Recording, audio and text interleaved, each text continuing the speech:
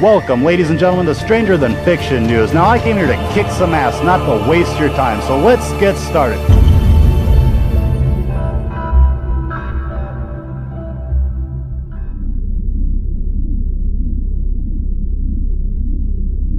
I know of no one who has ever made this claim before, but I rather suspect that my experience is not unique. What perhaps is unique is the fact that I am willing to talk about it. We are living in a computer-programmed reality, and the only clue we have to it is when some variable is changed. Since the 1970s, scientists have been asking themselves, do we live in a simulation? Are we living in a computer program? And the reason that they're asking themselves these questions is because the more we know about our universe, about life, the less random it appears to be. So I'm left with the puzzle of trying to figure out whether I live in the Matrix or not. Wait, you're blowing my mind at this moment. So you're saying, are you saying your attempt to understand the fundamental operations of nature leads you to a set of equations that are indistinguishable from the equations that drive search engines and browsers on our computers? That is correct. So wait, I have to just be silent for a minute here.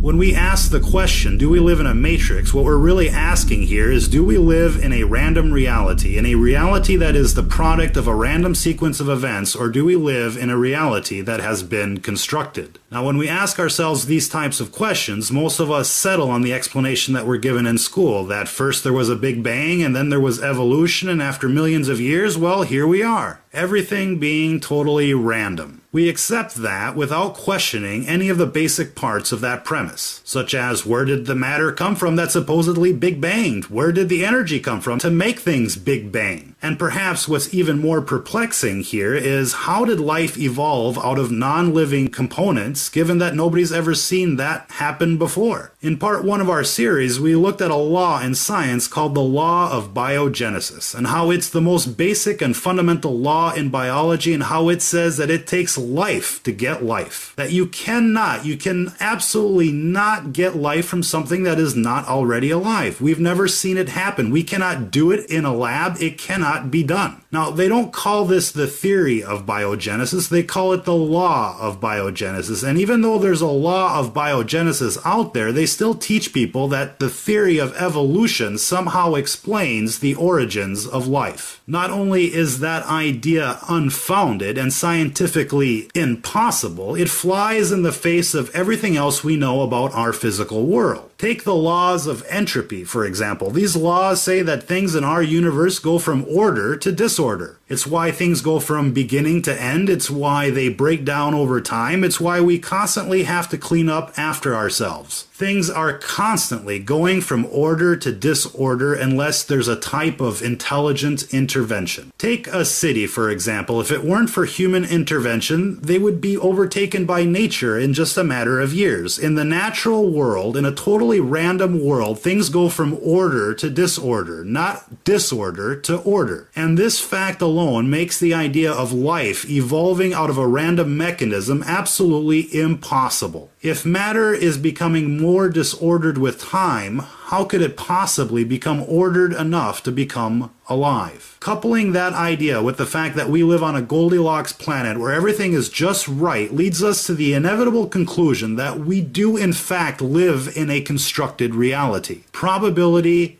guarantees that. Imagine a world with a 48-hour day. Imagine how hot it would be, or how cold it would be at night. We're not just the right distance away from the sun. Every possible variable is absolutely perfect. Ladies and gentlemen, what we see around us isn't about chance, it's about design. Therefore, everything around us is the way it is for a reason. Everything that happens for a reason. It's all part of a program governed by rules. That's the reason. The real question here is, where did these rules come from? The inescapable truth here, my friends, is that there is a matrix. There is a dream world, and the people who believe evolution is the explanation for the origins of life are the ones living in that dream world. They are living in a virtual reality, in a matrix within the matrix.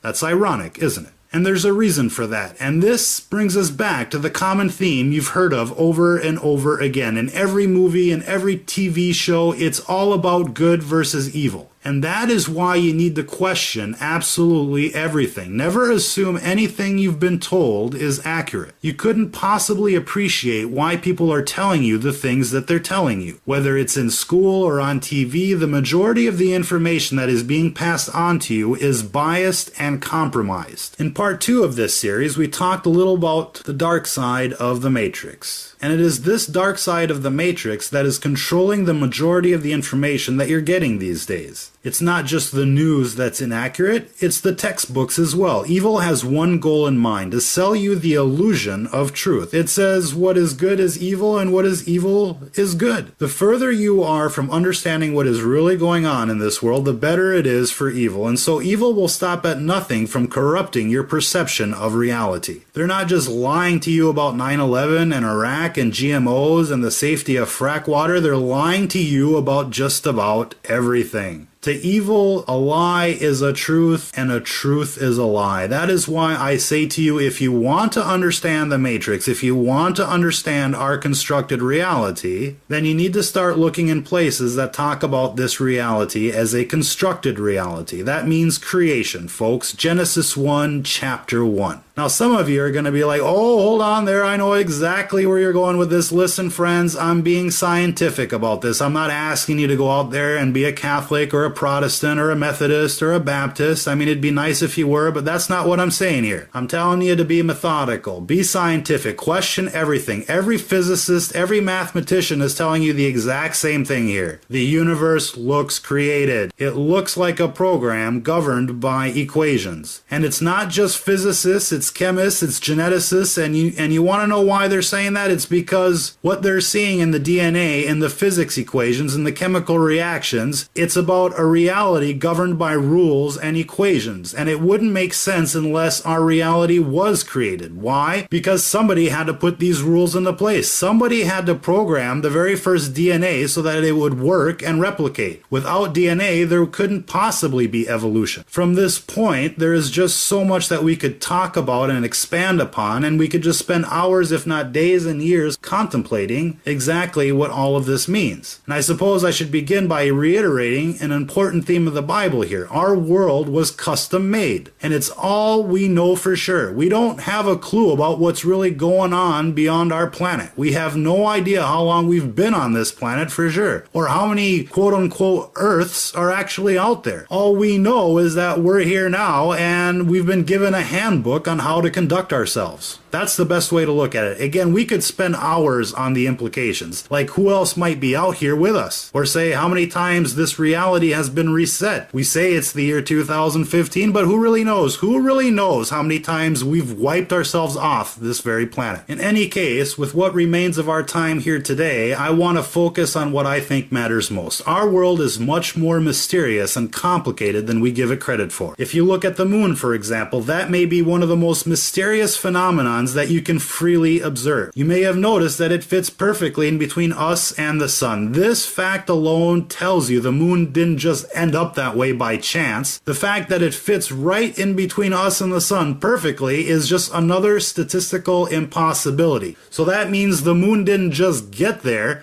it was put there, just like the Bible says. Now, another mysterious aspect about the moon that you may not appreciate is that the moon doesn't ever rotate. Not really. It rotates just enough so that the front of it is always facing us. I mean, what are the chances of that? And what are the chances that the moon would look like a face looking at us? Have you ever thought to yourself, well, hey, maybe the moon isn't what we think it is? Well, you might be onto something there, my friend. The moon didn't just get there.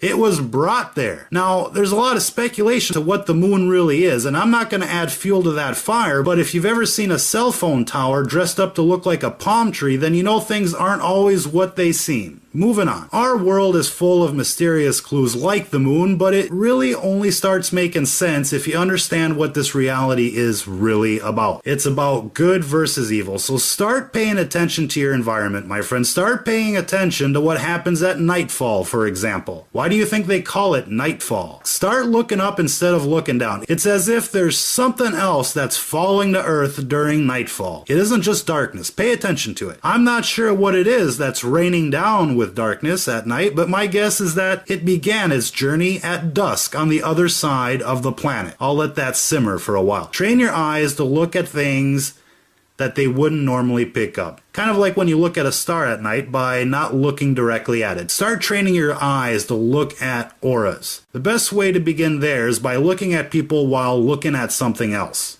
Now you got to be careful there. Not only will you start noticing that people have different types of auras, but you'll also notice that metallic objects such as planes and helicopters have different types of auras as well. I think most of you have probably already noticed that one by now. That's just another example of how things are more complicated than we give them credit for.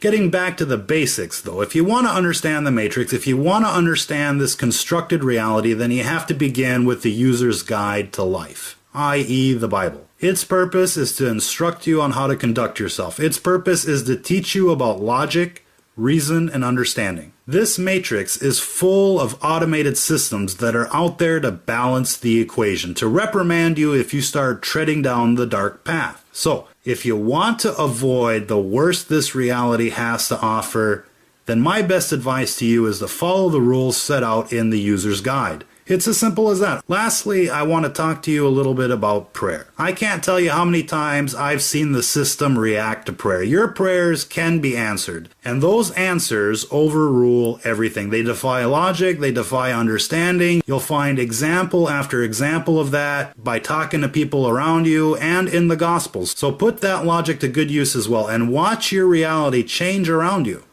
Prayer is the only way to appeal a decision to the power that created the universe. Be genuine and sincere with your prayers. Pray for others, give thanks often, and follow the 10 Commandments to the letter. Don't be a trendy when it comes to following those commandments. You should act and sound like the people did back in the 1950s, literally. So take the Matrix Challenge. Live your life according to the 10 Commandments for a month and watch the world change around you. Stranger than fiction news. Because truth is stranger than fiction.